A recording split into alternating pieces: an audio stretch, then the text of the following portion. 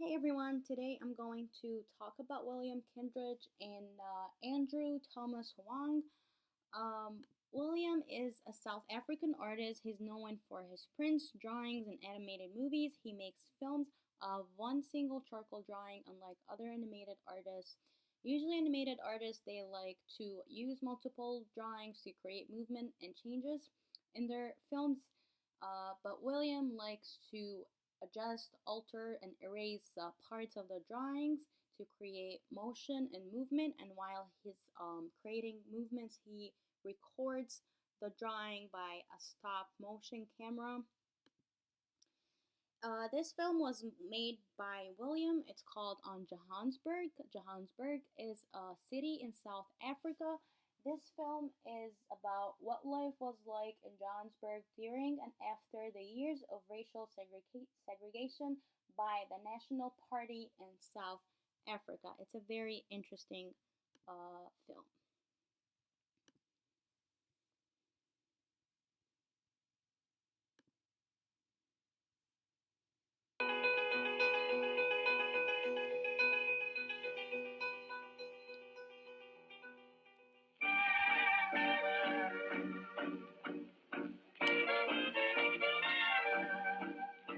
Johannesburg exists because gold is under the ground, invisible. It's also a city of a dichotomy between very leafy suburbs, which are man made, to a very bleak landscape around, a complete fiction.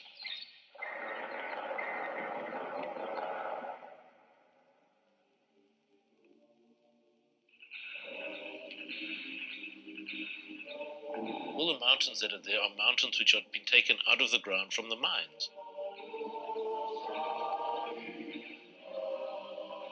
The history of the city is, of course, the history of two cities, a white city and black people living either invisibly in the city or in areas around the city. You didn't expect to see black people at the swimming pool or in the bus except at the back. How could people manage to survive in those physical conditions, but how could they survive psychically the degradation and the abuse to? As we continue to see more of his artwork, you'll notice that his main focus or argument is the social and political issues in South Africa. This is a really famous drawing by William. This drawing was executed along with the animated film Stereoscope, the eighth in Williams' decade-long series featuring Soho Eckstein. Soho Eckstein is a character that he uses in most of his artwork. We just saw him in the previous film. Basically, Soho Eckstein represents the white Johannesburg businessman of the post racial and social segregation that happened in South Africa. When you look at this drawing, Eckstein is standing in a room. His knee is deep down in water. It seems to be pouring from his business suit as if underneath his whole body is crying. For the artist, this drawing is a ghost image, a witness to the extent to which politics does or does not find its way into the private kingdom. I also want to show you another interesting film that he made. It's called Pain and Sympathy.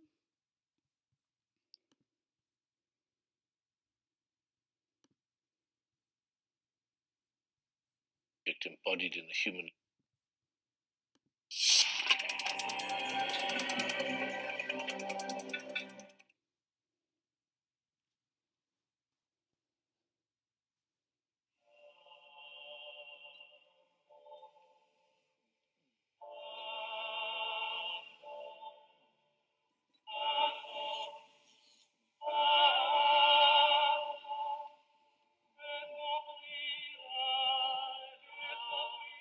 In the activity of making the work,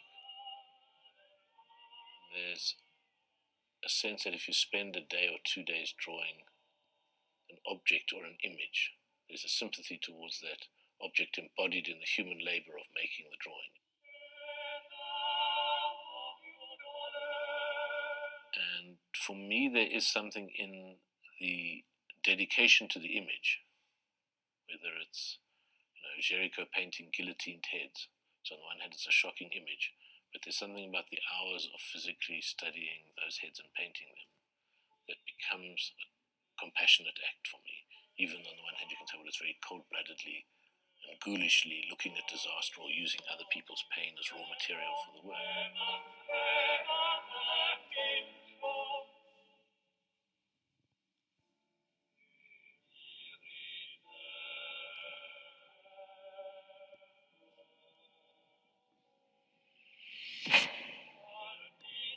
In this video, William is explaining how artists are influenced by the environment. He said that he used the pain and the emotions and the feelings by the people around them in making art, which is very true. Most artists are influenced by the environment. This is one of his prints that he made. William worked with every printmaking technique, but his favorite was intaglio. Intaglio is basically carving and etching on a surface like a matrix. So instead of drawing on a paper, he drew on glass or copper. Andrew Thomas Haung is a Chinese American artist and film director. He's totally different than William. Andrew is a modern artist. He's a digital artist. He used a lot of color and movement and changes in his videos. Before I start comparing them, I want you to see a couple of his videos.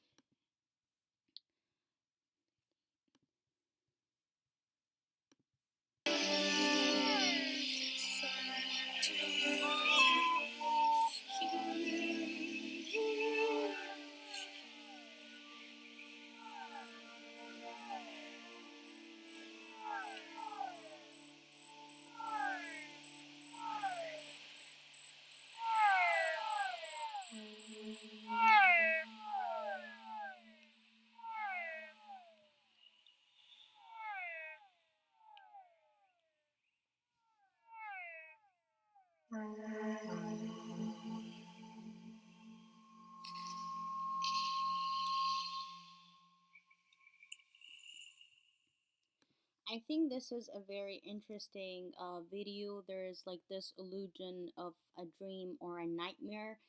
There's a lot of color. There's a human being. Most of his videos have human beings or human figures and colors and machines and nature. I'm going to show you another video that I really liked. It's called Mutual Core.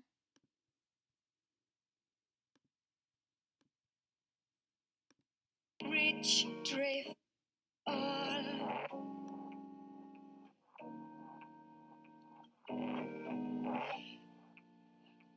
Can you hear the effort of the magnetic strife, shuffling of columns to form a mutual core.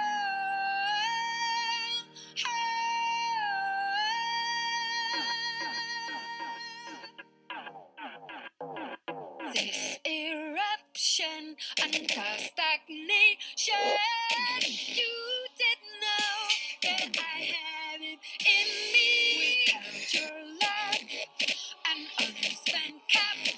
I think it's really interesting how there's artists and his videos are singing. So comparing this video to William's films, William had cultural music with no lyrics, but in this video there is lyrics. There's someone singing, which is very interesting and entertaining because you like what you're seeing and what you're listening to. There is another video that I thought is really interesting as well.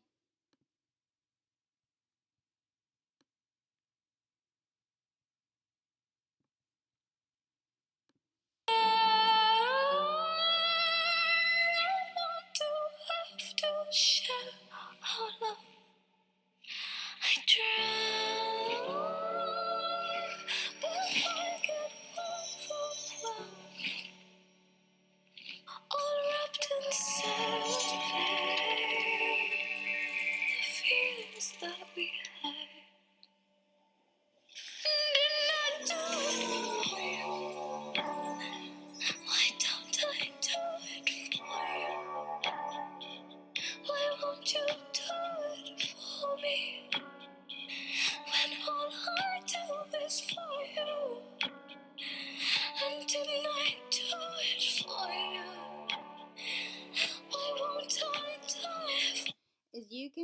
in this video, there is another human figure, and there's also a machine that has a human face, which I think is very interesting and weird. Um, he really liked to have nature, which is like flowers and trees on human bodies, and have a human figure singing while there is also like a robot or a machine moving as well. He liked he likes a lot of movements and changes in his video and color as well too. So, William and Andrew are totally different artists. Both artists are filmmakers and they create animated movies, but their artistic styles and techniques are totally different. William makes animated movies based on one of his drawings that made out of charcoal, and he erases and alters the drawing while he's recording the changes with his camera. Most of his artwork is black and white. Some of his artwork has blue color as well. He has a lot of political artwork based on social issues in South Africa. He has music and he has animated videos, but they're mostly cultural South African music with no lyrics. Andrew Thomas Haung is a digital artist. He has a lot of colors, movements, and objects shifting as well. He mixes music and digital art. He usually have an artist who's singing in his videos, which I think is pretty interesting. He makes figures that are robots or human that has flowers and trees coming out of their face. He's a serialist as well. He uses visual effects such as two-dimensional and three-dimensional. He's a modern artist and William is a traditional artist. Why does their artwork matter? Their artwork shows feelings and emotion, and the audience could relate to some of these feelings. Their artwork matter because it shows their experience, culture, and background, such as South Africa and China. It makes the audience explore other cultures and how they influence the artist. Their artwork explores political and social issues, which the audience could learn about by looking at visual work instead of reading. I was influenced by William more than Andrew because I like traditional art, and I think it's pretty interesting to make animated movies just by using a single drawing.